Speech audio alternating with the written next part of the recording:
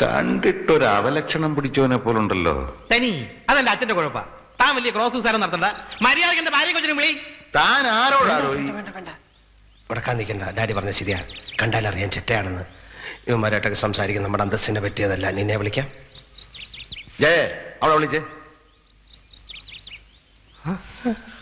അവള് വരട്ടെ, അവള് വരട്ടെ. ഇറങ്ങി വാടി, ഇറങ്ങി വരാൻ. എടി ദ്രോഹി, വഞ്ചകി, ചതിച്ചി, എവിടെയാണ് എന്റെ കൊച്ച്? എവിടെയാണ് നിങ്ങൾ? ആരാ? ഞാൻ ആരാണ് അറിയില്ലല്ലേ? സൂക്ഷിച്ചു നോക്ക്.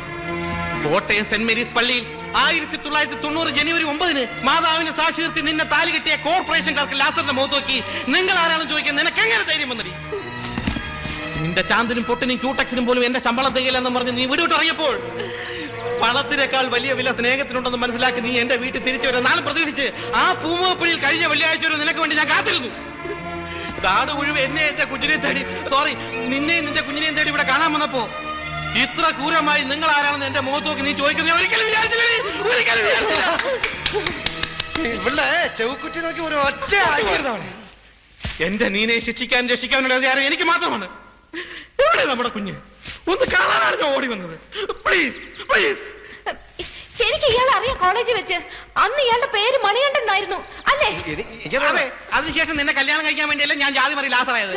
വേറെ നല്ല പേരൊന്നും കിട്ടിയില്ലേ മോനെ? അയ്യോ, എല്ലാം കള്ളമാ. എനിക്ക് ഇങ്ങനെ ഒരു ഭർത്താവേ ഇല്ല. നീനാ ഇത്ര നീതി ആവരുത് നീ. നിങ്ങൾ കല്യാണം കഴിച്ചതിന് തെളിവ് വല്ലതും ഉണ്ടോ? ഉണ്ട്, മാരേജ് സർട്ടിഫിക്കറ്റ് ഉണ്ട്, ഞാൻ കാണിച്ചു തരാം.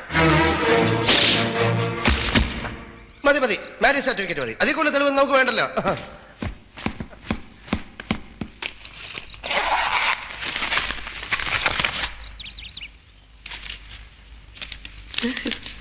ഇതെങ്ങനെ ഒരാളെ മനസമാധാനത്തോടെ കൊല്ലാനും സമ്മതിക്കില്ല. ഇതെന്തോടോ? ഇത് ഞാൻ അടുക്കളയിലെ ഷെൽഫിലാണ് വെച്ചിരുന്നത്. അങ്ങനെ പറ്റിയതാവും. ഇത് മാരേജ് സർട്ടിഫിക്കറ്റ് തന്നെയാണ്. സീൽ കത്തിയിട്ടില്ല, നോക്കിയാൽ മതി. നോക്കിയാൽ മനസ്സിലാവും. അയ്യപ്പ സ്വാമിയാണ് കർത്താവാണ് സത്യം. അയ്യപ്പ സ്വാമി ജാതി മാറി വെച്ച് നമുക്ക് പഴയ ദൈവങ്ങളെ മറക്കാൻ പറ്റുമോ? ശരി ശരി ശരി, ഞാൻ നിന്റെ ഭർത്താവല്ല, സമ്മതിച്ചു. പക്ഷെ നീ പറഞ്ഞത് എനിക്ക് ഓർമ്മയുണ്ട്. നീ ഒരു പണക്കാരന്റെ ഭാര്യയായിട്ട് ജീവിക്കുന്നത് കാണിച്ചു തരാന്ന് പറഞ്ഞാൽ നീ ഇവിടെ വിട്ടിറങ്ങിയത്. നീ സുഖമായി ജീവിച്ചോളൂ. പക്ഷെ എന്റെ കുഞ്ഞ്, എന്റെ സ്വന്തം ചേര, അല്ല സ്വന്തം ചോരയെ പറഞ്ഞ കുഞ്ഞ്, എനിക്കത് വേണം. നിന്റെ ചോര എ പോസിറ്റീവ് ആണോ? ഇമോഷണലായി സംസാരിക്കുന്നതിനിടയിൽ താൻ തമാശ വളരരുത്. താൻ അടുക്കളക്കാരൻ നോക്കിയാൽ മതി. കുടുംബാരിദ്രം നടവണ്ട.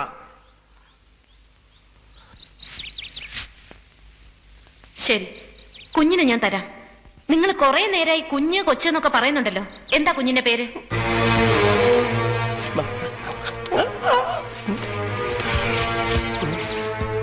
പേരിലെന്തിരിക്കുന്നു? ബന്ധത്തിലാണല്ലോ കാര്യം. സ്വന്തം അച്ഛന് കുഞ്ഞിന്റെ പേരറിയായിരിക്കുമോ? അതല്ല, പക്ഷെ സാറൊന്ന് ആലോചിക്കണം. സ്വന്തം കുഞ്ഞിന്റെ പേര് പറഞ്ഞ് അത് സ്വന്തം കുഞ്ഞാണെന്ന് തെളിയിക്കേണ്ടി വരുന്ന ഒരു തന്തയുടെ മനോവേദന. ലോകത്തൊരു അച്ഛന് ഇങ്ങനെ ഒരു ഗതികേട് വരുത്തരുത് ഗുരുവായൂർ കർത്താവേ. അതേത് കർത്താവാണ്? അണ്ണാന്ന് വിളിച്ചോ, ആണ്ട് വേറൊന്നും വിളിപ്പിക്കരുത്.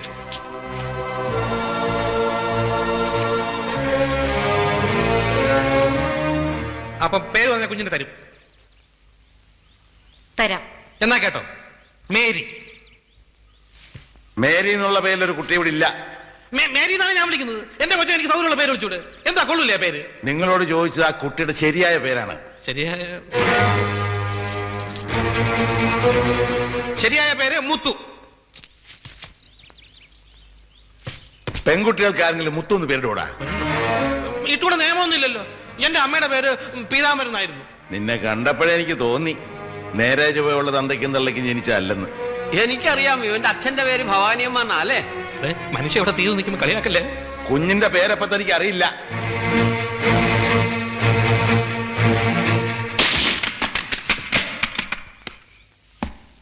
എന്താ പിള്ളേർ ആവശ്യമില്ലാത്ത സാധനം ഓരോ സ്ഥലത്ത് കൊണ്ടുവയ്ക്കും. ഇവന്റെ വായിക്കാത്ത കയറിയിരുന്ന് വിടുവിച്ചാലേ ശരിയാവും. ജയ, പോലീസ് സ്റ്റേഷനിലേക്ക് ഒന്ന് ഫോൺ ചെയ്തിട്ട് എസ് ഐയോടിക്ക് വരാൻ പറ. ഇവനെ ഞാനിന്ന് ശരിയാക്കും. വേണ്ടടി, ഇവനെ ഞാൻ ഹാൻഡിൽ ചെയ്യാം. സത്യം പറയണം. കുഞ്ഞിന്റെ പേര് നിനക്കറിയാം? കുഞ്ഞിന്റെ പേര് പറഞ്ഞാൽ കുഞ്ഞിനെ തള്ളാൻ നിനക്ക് വിട്ടുതരാം. പറയടാ, കുഞ്ഞിന്റെ പേര് മല. മല മല കുഞ്ഞിന്റെ പേര് മല. മലയോ? പോലീസിനെ വിളി. മലയല്ലടാ, കുന്ന്. കുന്ന് നിന്റെ അമ്മയുടെ 16 അടി നടന്നില്ലേ? ആ കുന്ന്. കഴുത, മല കഴുത. അത്ര വലിയ വായൊന്നും അടിക്കണ്ട. പറഞ്ഞപ്പോ മുഴുവനും പറയണമായിരുന്നു. എന്ത് പറയണം? ആര് പറയണം? നീ പറയണമായിരുന്നു. കൊച്ചിന്റെ തന്തേറ്റ പിന്നെ നീയല്ലേ പറഞ്ഞത്. അപ്പൊ കൊച്ചിന്റെ പേരും പറയണമായിരുന്നു. പച്ച കള്ളാടി, ഞാൻ ഇവിടെ കണ്ടിട്ട് പോലുമില്ല. ഓ അങ്ങനെ എന്നെ മാത്രം കള്ളനാക്കിയിട്ട് നീ രക്ഷപ്പെടാൻ ശ്രമിക്കണ്ട. എടാ ഈ പെണ്ണിന്റെ ഭർത്താവായിട്ട് അഭിനയിക്കാൻ 50,000 തരാൻ നീ ടെലഗ്രാം ചെയ്തിട്ട് ഞാൻ വന്നത്. ഡാഡി 5 വർഷം ഞാൻ ടെലഗ്രാം അടിച്ചിട്ട് 5 വർഷം മുമ്പ് നീ ആർക്കടിച്ച്? നിന്റെ അച്ഛൻ ചെത്തപ്പോ കൺഗ്രാജുലേഷൻ ടെലഗ്രാം അടിച്ചടാ. ഇറങ്ങടാ വെളിയിൽ, ബ്ലഡി ഫ്രോഡ്. സാർ എവനാണ് ഫ്രോഡ്? സത്യം ഞാൻ പറയാം. ഞാൻ നീനെ ഒരു കാലം ഏൽപ്പിച്ചാണ് പറ്റുന്നത്. എവര് തമ്മിൽ പ്രേമമായിരുന്നു. എവർ ഗർഭിണിയായപ്പോൾ അത് കലക്കാൻ വേണ്ടി 1000 രൂപ നീ അനുസരിച്ചില്ല. തട്ടിക്കളയുന്നവരെ അവൻ ഭീഷണിപ്പെടുത്തി. എന്നിട്ട് ഏറ്റില്ല. അവൾ കുഞ്ഞിനെ പ്രസവിച്ച് വളർത്തുമെന്ന് പറഞ്ഞു. ഇവൻ അന്ന് മുങ്ങി. അതിനുശേഷം ഞങ്ങൾ തമ്മിൽ കാണുന്നത് ഇന്നാണ്. സാറേ ഈ കുഞ്ഞ് അവന്റെ തന്നെയാണ്. ജയിലിൽ വിളിച്ച് എന്നെ തൂക്കിക്കൊല്ലും. അവര് കയറെടുത്ത് വെക്കാൻ പറ ഡാഡി. ഞാൻ ഇന്നിവരെ കൊല്ലും. ഇനിയൊരു പെണ്ണിന്റെ ജീവിതം കൂടെ നശിപ്പിക്കാൻ ഞാൻ സമ്മതിക്കില്ലടാ. ചാക്കോച്ച തന്റെ മോളെ രക്ഷിച്ചു.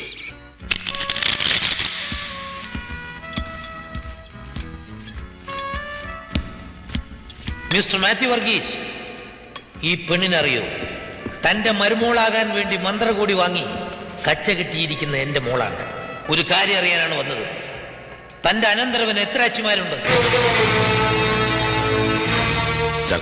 നമുക്ക് സംസാരിക്കാം. വേണ്ട, 10 പേര് കേൾക്കെ തന്നെ പറയാനാ ഞാൻ ഇവിടെ വന്നത്. എല്ലാവരും അറിയട്ടെ പുതുച്ചേരിക്കാരുടെ അന്തസ്സും ആഭിജാത്യവും. വലിയ മറ്റെടുത്ത IG ആണെന്ന് പറഞ്ഞ് ഡിസിപ്ലിൻ പ്രസംഗിച്ച് നടന്നിട്ട് കാര്യമില്ല. മനുഷ്യനായ നാണവും മാനവും വേണം. എന്റെ കാശും കടം വാങ്ങി നക്കിയിട്ട് എന്റെ മോളെ ഭാര്യയും കൊച്ചുമുള്ള ഒരുത്തന്റെ തലയിൽ കെട്ടിവെക്കാൻ നോക്കിയവനാണ് ഈ റാസ്കൽ. കല്യാണപ്രായ ഇതുപോലൊന്ന് തന്റെ വീട്ടിലും ഇല്ലേ? എങ്ങനെ തോന്നിയടാ നിനക്കിതൊക്കെ? എന്റെ മോളെ ജീവിതം എടുത്താ നീ കളിച്ചത്. നിന്നെ ഞാൻ വെറുതെ വിടുമെന്ന് കരുതേണ്ട. നിന്നെയും നിന്റെ കുടുംബത്തെയും കുത്തുവാള എടുപ്പിച്ച് ഞാൻ അടങ്ങും. വാ മോളെ.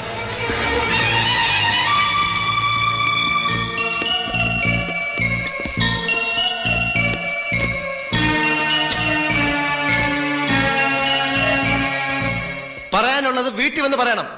അല്ലാതെ മറ്റുള്ളവരുടെ മുമ്പിൽ വെച്ച് ഇൻസൾട്ട് ചെയ്യലായിരുന്നു വേണ്ടത്. അയാളുടെ കർണക്കുറ്റി നോക്കി ഒന്ന് വെച്ചു കൊടുക്കാൻ പാടില്ല ഡാഡിക്ക്. വൈകി പറഞ്ഞ ഞാൻ ചെയ്യാം. അയാളുടെ സ്ഥാനത്ത് ഞാനായിരുന്നെങ്കിലും ഇങ്ങനെ തന്നെ പ്രതികരിച്ചേനെ. അന്തസ്സും അഭിമാനമൊക്കെ നമുക്ക് മാത്രമല്ലല്ലോ ഉള്ളത്. അതിന് മുറിവ് വെക്കുമ്പോൾ ഞാനും നീയൊക്കെ ചെയ്യുന്നതേ ആ കൊച്ചിനും ചെയ്തുള്ളൂ.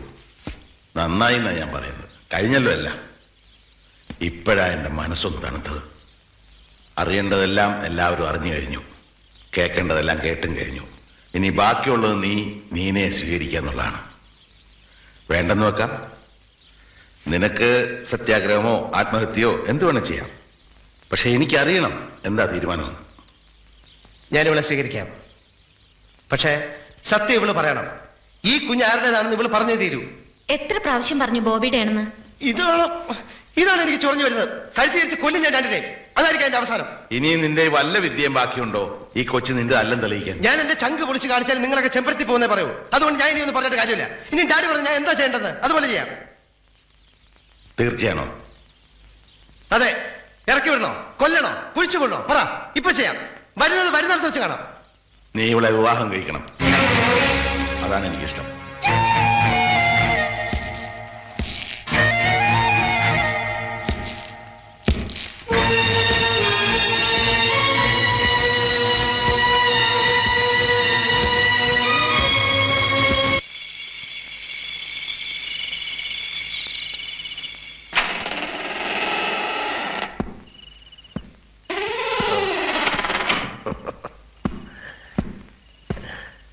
ഉറങ്ങിയല്ലേ?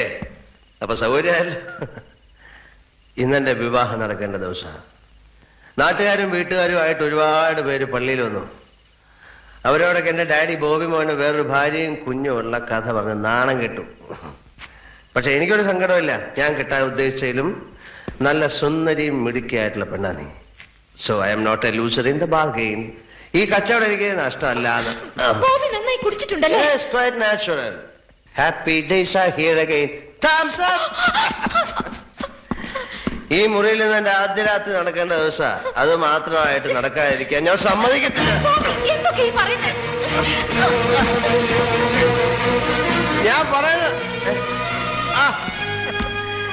ഇത് നമ്മുടെ ആദ്യ രാത്രിയാണ്. ഇനി പച്ചയ്ക്ക് പറയണോ?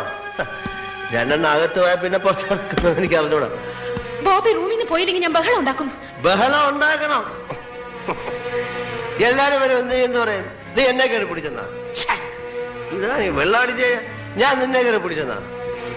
ഭർത്താവ് ഭാര്യ കയറി പിടിക്കുന്ന കുറ്റാണോ? വിളി, എല്ലാരും വിളി. ഞാൻ വിളിക്കാം. ഡാഡി ബലാത്സംഗം കാണണമെങ്കിൽ വാ.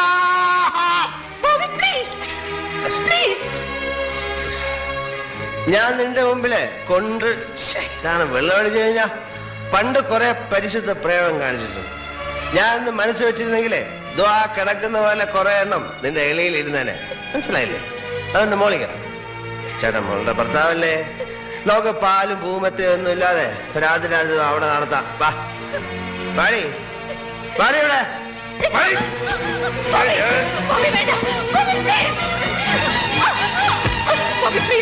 എവിടെയെങ്കിലും എനിക്കൊന്ന് ജയിക്കണ്ടേ? എന്നെ ദ്രോഹിക്കരുത്, ഞാൻ എല്ലാം സത്യം പറയാം. എന്നാ പറ, എന്റെ ഉദ്ദേശം എന്താ? പറയടി. ഞാൻ പറയാം.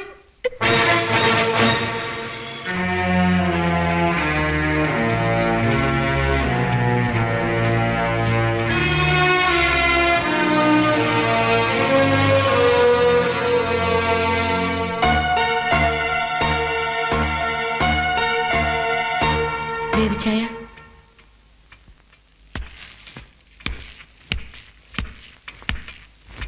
എന്താ നീ? ഒരു കാര്യം പറയാനുണ്ട്. ഒരു നിമിഷം.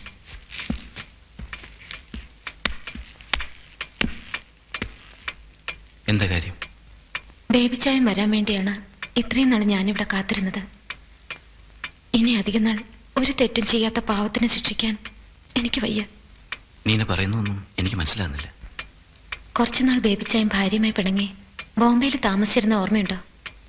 അതുകൊണ്ട് അപ്പോ അവിടെ വെച്ചൊരു പെൺകുട്ടിയെ കണ്ടുമുട്ടി. മീന. പരിചയപ്പെട്ടു, സ്നേഹിച്ചു.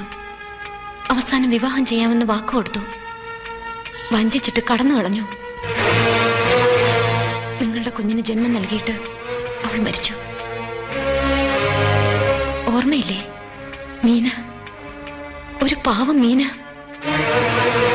നിനക്കിങ്ങനെ അറിയാതില്ല. അതെന്റെ സഹോദരിയാണ്. അവളുടെ കുഞ്ഞാണ് എന്റെ കൂടെ ഉള്ളത്. അമ്മയില്ലാത്ത കുഞ്ഞിനെ അച്ഛനെ ഏൽപ്പിക്കാനാണ് ഞാൻ ഇവിടെ വന്നത്. ഞാനിത് വിശ്വസിക്കില്ല. മനസ്സ് വിശ്വസിക്കാത്തതോ അതോ വിശ്വസിക്കാൻ ഇഷ്ടമില്ലാത്തതുകൊണ്ടോ? ഞാൻ നീ പറഞ്ഞ മുഴുവൻ സത്യമായിരിക്കും. ആണ്. സമ്മതിച്ചു. പക്ഷെ ഒരിക്കൽ വാടാൻ തുടങ്ങിയ എന്റെ കുടുംബജീവിതം വളരെ കഷ്ടപ്പെട്ടാണ് ഞാൻ വളർത്തിയെടുത്തത്. എത്ര ക്രൂരത ചെയ്യേണ്ടി വന്നാലും ഇനി നശിപ്പിക്കാൻ ഞാൻ തയ്യാറല്ല. എനിക്കാരെ അറിയില്ല, ആരെയും. നിങ്ങൾ ചെയ്ത പാവത്തിന് ബലിയാടാകേണ്ടി വന്നത് ബോബിയാണ്. ഒരുപാട് ദ്രോഹിച്ചു ഞാൻ ആ പാവത്തിനെ. ഇനിയും വയ്യ. സത്യം ഞാൻ എല്ലാവരോടും പറയും. നീ എന്നെ വെറുതെ ഉമ്മാക്കി കാണിച്ച് പേടിപ്പിക്കരുത്. നിനക്കെന്താ വേണ്ടത്? ഈ കുഞ്ഞിന് ഉണ്ണാനും ഉടുക്കാനും പഠിക്കാനും വളരാനും വേണ്ട എന്ത് വേണമെങ്കിലും ഞാൻ തരാം. എത്ര പണം വേണമെങ്കിലും പറയൂ. എന്താ വേണ്ടത്? ആ കുഞ്ഞിനൊരു അച്ഛൻ വേണം. സ്വന്തം അച്ഛൻ ജീവിച്ചിരിക്കുമ്പോൾ അനാഥയായിട്ട് അവൾ വളരാൻ ഞാൻ സമ്മതിക്കില്ല. അതാണ് എന്റെ ആവശ്യം. നിന്റെ ആ മോഹം നടക്കില്ല. നിന്റെ ഒരു കഥ ഇവിടെ എല്ലാവരും വിശ്വസിച്ചിരിക്കുന്നുണ്ട്. ഈ പുതിയ കഥ എത്ര സത്യമാണെങ്കിലും അതൊക്കെ നുണക്കഥയാക്കി കാണിക്കാൻ എനിക്ക് കഴിയും. ഒരാളും നിന്നെ വിശ്വസിക്കില്ല. ഞാൻ വിശ്വസിക്കും.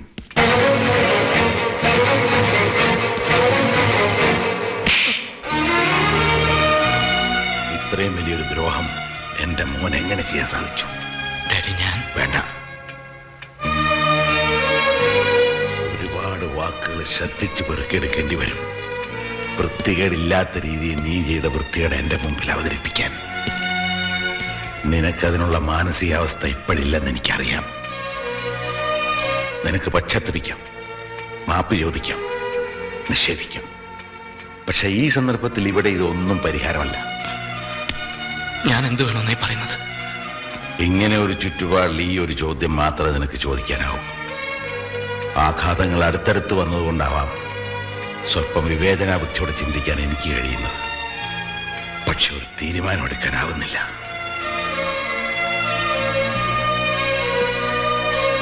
നിനക്ക് പറയാനുള്ള പറഞ്ഞു കഴിഞ്ഞില്ലേ? Now the ball is in our court. You may go. Daddy, ഞാൻ പറയുന്നൊന്ന് കേൾക്കണം. ഞാൻ തെറ്റ് ചെയ്തു പോയി. തിരുത്താൻ മനസ്സിലാഞ്ഞിട്ടല്ല. ഒരിക്കൽ തകർന്നത് ഒട്ടിച്ചേർത്ത് നിങ്ങളെല്ലാം കൂടാണ്. റീനെ അറിഞ്ഞാൽ ഒരു കുഞ്ഞിന് അച്ഛനുണ്ടാവുമ്പോൾ മറ്റഞ്ചു കുഞ്ഞുങ്ങൾക്ക് അമ്മയില്ലാതാവും. ഏത് തുലാസിലാണ് ഭാരം കൂടുതലിടേണ്ടതെന്ന് പറയൂ. ഞാനത് ചെയ്യാം.